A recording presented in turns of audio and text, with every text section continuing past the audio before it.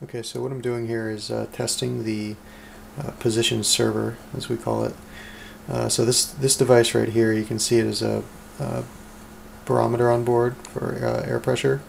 It also has an IMU built in, so accelerometer, magometer, and gyroscope. Also has temperature sensor on board, and it also has a GPS. So when any device on our balloon needs a position report, this device is queried, so or polled. So you can see its red light here is flashing quite a bit. So look over here. We generate quite a bit of data, but we weren't logging all of it. So here's kind of a test to see if we can log all of it and query it many times without it having an issue. So right now we're getting both IMU data and GPS data once a second. So for the GPS data, that's the maximum resolution we have anyway, and it seems to be keeping up just fine.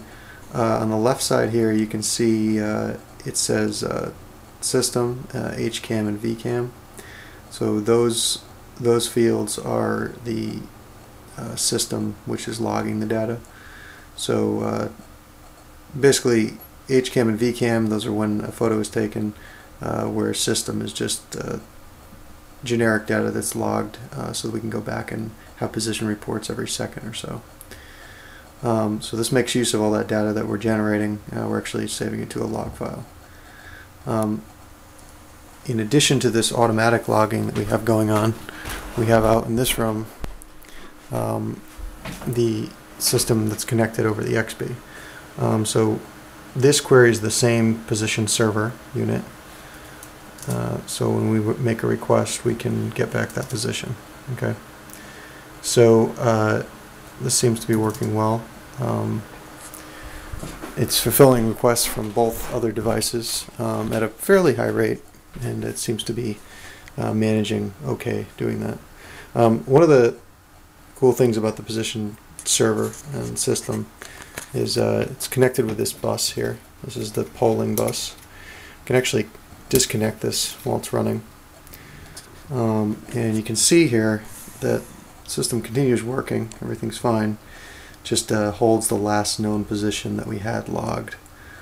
So everything continues to log. You know, we have the timestamps over here, but of course we don't have a GPS connected anymore, so or IMU, so that data doesn't come in. So it's using the last bit of data that was pulled from the system. So this is good. We don't want the whole thing to fail if we have a disconnect momentarily or long term. So this also tests the robustness of that position server.